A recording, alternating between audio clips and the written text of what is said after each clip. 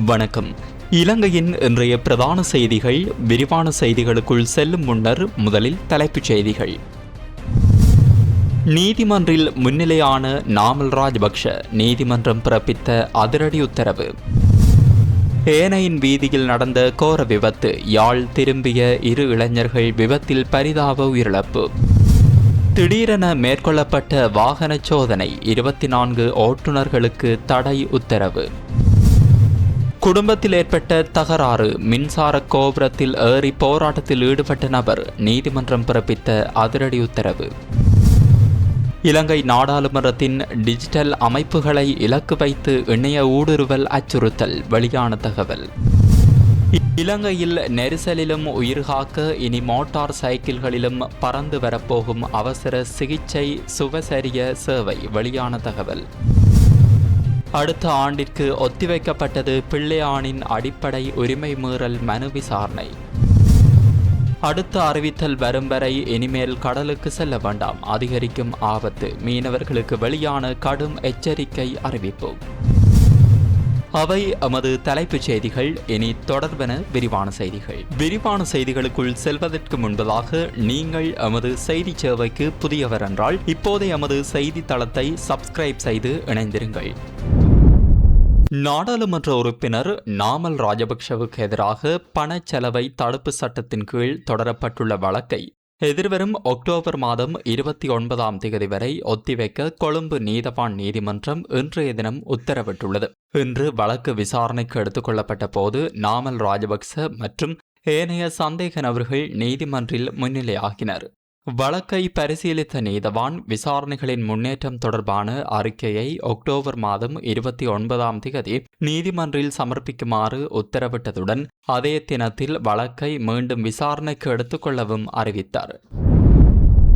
வவுனியா கனகராயன்குளம் பகுதியில் இன்று இடம்பெற்ற கோர விபத்தில் 2 இளைஞர்கள் உயிரிழந்துள்ளதாக கனகராயன்குளம் காவல்துறையினர் தெரிவித்துள்ளனர். ஏனையின் பிரதான வீதியில் இந்த விபத்து இடம்பெற்றுள்ளது. தம்புள்ளையிலிருந்து பருத்துத்துறைக்கு மரக்கறிகளை ஏற்றிச் சென்ற சிறிய ரக பார ஊர்தி ஒன்று வேக கட்டுப்பாட்டை இழந்து வீதியை விட்டு விலகி அருகில் இருந்த மரத்தில் மோதியே இந்த விபத்து இடம்பெற்றிருப்பதாக ஆரம்பகட்ட விசாரணைகளில் தெரியவந்துள்ளது. விபத்தில் பார ஊர்தியில் பயணித்த 25 வயதுடைய 2 இளைஞர்களும் பலத்த காயங்களுக்குள்ளாகி அவர்கள் உடனடியாக மாங்குளம் வைத்தியசாலையில் அனுமதிக்கப்பட்டு சிகிச்சை அளிக்கப்பட்ட போதிலும் சிகிச்சை பலனின்றி உயிரிழந்துள்ளதாக காவல்துறையினர் தெரிவித்துள்ளனர். சம்பவம் தொடர்பான மேலதிக விசாரணைகளை கனகராயன்குளம் காவல்துறையினர் முன்னெடுத்து வருகின்றனர். பாதுகாப்பு விதிமீறல்கள் மற்றும் அங்கீகரிக்கப்படாத மாற்றங்கள் செய்யப்பட்ட வாகனங்களை இலக்காக கொண்டு வெள்ளவாய மற்றும் ஊவாகுடா ஓயா பகுதிகளில் மேற்கொள்ளப்பட்ட விசேட வாகன சோதனையில் 24 வாகன ஓட்டுநர்களுக்கு தடை உத்தரவு பிறப்பிக்கப்பட்டுள்ளது.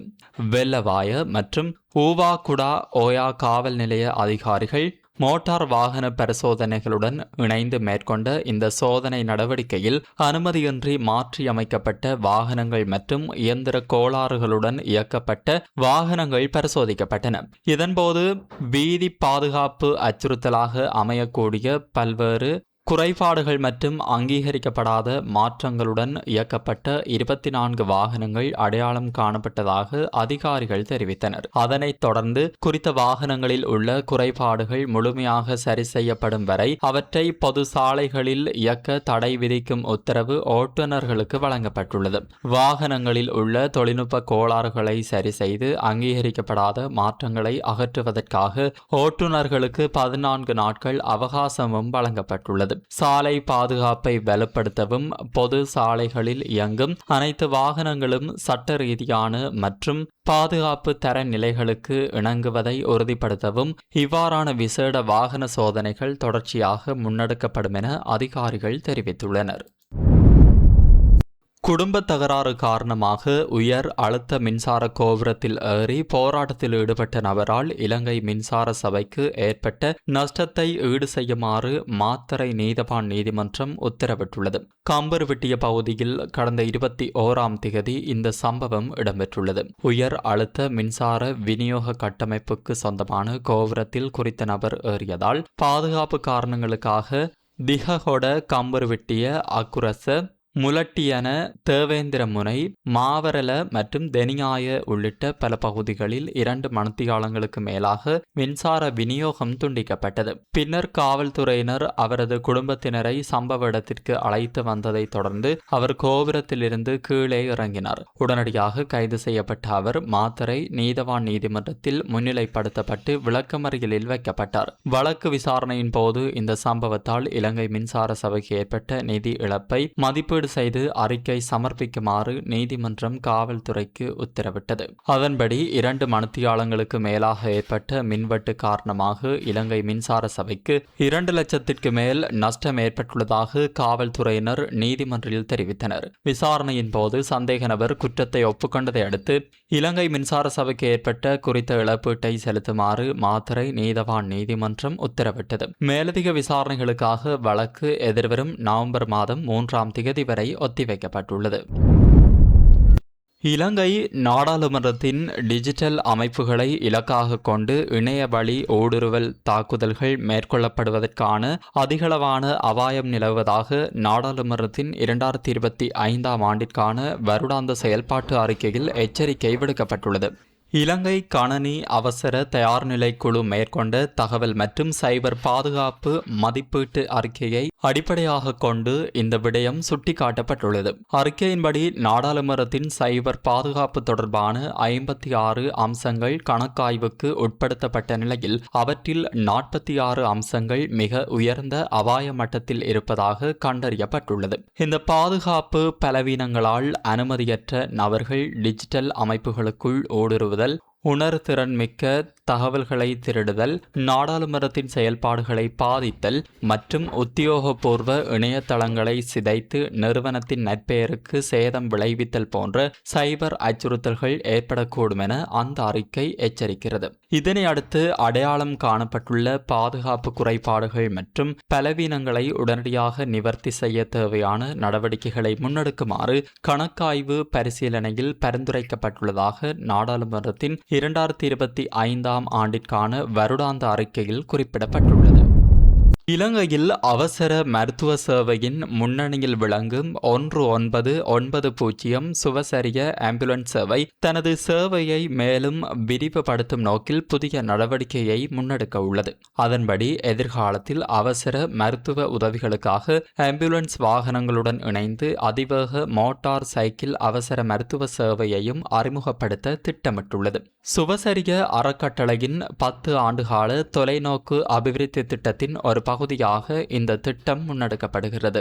போக்குவரத்து நெரிசல் அதிகம் காணப்படும் நகர பகுதிகளிலும் குறுகிய வீதிகள் உள்ள கிராமப்புறங்களிலும் ஆம்புலன்ஸ் வாகனங்கள் சம்பவ இடத்தை சென்றடைவதில் ஏற்படக்கூடிய தாமதத்தை குறைப்பதே இதன் பிரதான நோக்கமாகும். அதன்படி குறித்த ஆம்புலன்ஸ் சம்பவ இடத்தை அடைவதற்கு முன்னரே மோட்டார் சைக்கிளில் பயணிக்கும் சிறப்பு பயிற்சி பெற்ற பராமெடிக் மருத்துவ குழுவினர் நோயாளரை விரைவாக சென்றடைந்து உயிர்காக்கும் முதலுதவி சிகிச்சைகளை உடனடியாக வழங்க உள்ளனர்.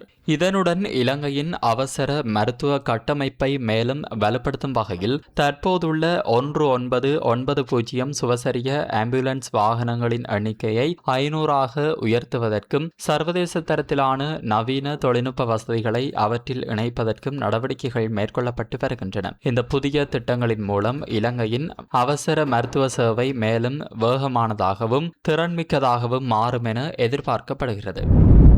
முன்னாள் ராஜாங்க அமைச்சரும் தமிழ் மக்கள் விடுதலை புலிகள் கட்சியின் தலைவருமான சிவனேசதுரை சந்திரகாந்தன் எனப்படும் பிள்ளையான் தாக்கல் செய்த அடிப்படை உரிமைகள் மனுவை விசாரணைக்கு எடுத்துக்கொள்ள உயர் நீதிமன்றம் உத்தரவிட்டுள்ளது. பயங்கரவாத தடை சட்டத்தின் கீழ் தன்னை கைது செய்தது தனது அடிப்படை உரிமைகளை மீறுவதாக கூறி கிழக்கு மாகாண முன்னாள் முதலமைச்சரான பிள்ளையான் உயர் நீதிமன்றத்தில் இந்த மனுவை தாக்கல் செய்திருந்தார். இந்த மனு இதற்கு முன்னர் 2025ஆம் ஆண்டு அக்டோபர் மாதம் 31ஆம் தேதி விசாரணைக்கு எடுத்துக் கொள்ளப்பட்டிருந்தது. அன்றைய தினம் ஈஸ்டர் ஞாயிறு குண்டு தாக்குதல் தொடர்பில் பிள்ளையான் தடுத்து வைக்கப்பட்டுள்ளதாக அதிகாரிகள் தெரிவித்திருந்த போதிலும் உண்மையில் கிழக்கு பல்கலைக்கழகத்தின் பேராசிரியர் ஒருவர் காணாமலாக்கப்பட்ட சம்பவம் தொடர்பிலேயே அவருக்கு எதிராக வழக்கு தொடரப்பட்டுள்ளதாக அவரது சார்பில் முன்னிலையான சட்டத்தரணி உதய கம்மன்பில நீதிமன்றத்தில் தெரிவித்திருந்தார். இந்த நிலையில் இந்த அடிப்படை உரிமைகள் மனு இன்று உயர் நீதிமன்ற நீதியரசர்கள் அமர்வு முன்னிலையில் மீண்டும் விசாரணைக்கு விசாரணைக்கு எடுத்துக் கொள்ளப்பட்டது. இதன்படி மனு தொடர்பான மேலதிக விசாரணை 2027 ஆண்டு ஜனவரி மாதம் 19ஆம் தேதி நடைபெறும் என உயர் நீதிமன்றம் உத்தரவிட்டுள்ளது. நாட்டை சூழவுள்ள கடல் பரப்புகளில் காற்றின் வேகமும் கடல் கொந்தளிப்பும் அதிகரிக்கும் என வளிமண்டலவியல் திணைக்களம் எச்சரிக்கை விடுத்துள்ள நிலையில் மீனவர்களின் பாதுகாப்பை கருத்தில் கொண்டு கடற்றொழில் மற்றும் நீரியல் வளங்கள் திணைக்களம் விசேட பாதுகாப்பு அறிவுறுத்தல்களை உடனடியாக அமல்படுத்தியுள்ளது. இது தொடர்பில் கருத்து தெரிவித்த கடற்றொழில் மற்றும் நீரியல் வளங்கள் திணைக்களத்தின் பணிப்பாளர் நாயக்கம் சுசந்த ஹகவத்த காங்கேசந்துறையிலிருந்து மன்னார் ஊடாக கற்பிட்டி வரையும் ஹம்பாந்தோட்டையிலிருந்து பொத்துவில் வரையிலான கடற்பரப்புகளிலும் காற்றின் வேகம் மணித்தியாலத்திற்கு 70 கிலோமீட்டர் வரை அதிகரிக்கக்கூடும் என தெரிவித்தார். இதனால் கடலோர பகுதிகளில் இயங்கும் சிறிய ரக மற்றும் பாரம்பரிய மீன்பிடி படகுகள் மறு அறிவித்தல் வரை கடலுக்கு செல்லக்கூடாது என அறிவுறுத்தப்பட்டுள்ளது. எனவே கடலுக்கு சென்றுள்ள மீனவர்கள் பாதுகாப்பாக உடனடியாக கரை திரும்புமாறும் கேட்டுக் கொள்ளப்பட்டுள்ளனர். மேலும் கடலுக்கு செல்லும் தருணம் முதல் கரை திரும்பும் வரை அனைத்து மீனவர்களும் பாதுகாப்பு அங்கிகளை கட்டாயம் அணிந்திருக்க வேண்டும் என்றும் வலியுறுத்தப்பட்டுள்ளது. அண்மை காலங்களில் இடம்பெற்ற பெரும்பாலான கடல் விபத்துகளுக்கு படகுகளில் ஏற்பட்ட தொழில்நுட்ப கோளாறுகளே காரணமாக இருந்ததாக குறிப்பிட்டுள்ள திணைக்களம் கடலுக்கு புறப்படுவதற்கு முன் என்ஜின் இயந்திர அமைப்புகள் மற்றும் போதுமான எரிபொருள் உள்ளிட்ட அனைத்து அம்சங்களையும் முறையாக பரிசோதிக்குமாறு படகு உரிமையாளர்களுக்கு அறிவுறுத்தியுள்ளது. அதேவேளை கற்பட்டியிலிருந்து கொழும்பு மற்றும் காலியூடாக ஹம்பாந்தோட்டை வரையிலான கடல் பரப்புகளில் தொழிலில் ஈடுபடும் மீனவர்கள் கடல் நிலைமையை கவனமாக மதிப்பீடு செய்து பாதுகாப்பு உறுதிப்படுத்தப்பட்ட பின்னரே கடற்றொழிலில் ஈடுபட வேண்டும் எனவும் அறிவிக்கப்பட்டுள்ளது. வளிமண்டலவியல் திணைக்களம் மற்றும் கடற்றொழில் திணைக்களம் வெளியிடும் உத்தியோகபூர்வ அறிவிப்புகளை தொடர்ந்து கவனித்து அவசர நிலைகளில் பொறுப்புடன் செயல்படுமாறும் அனைத்து மீனவ சமூகத்தினரிடமும் திணைக்களம் கோரிக்கை விடுத்துள்ளது. இத்துடன் இன்றைய பிரதான செய்திகள் நிறைவடைகின்றன. தொடர்ந்தும் உரிமைக்குரலோடு இணைந்திருங்கள்.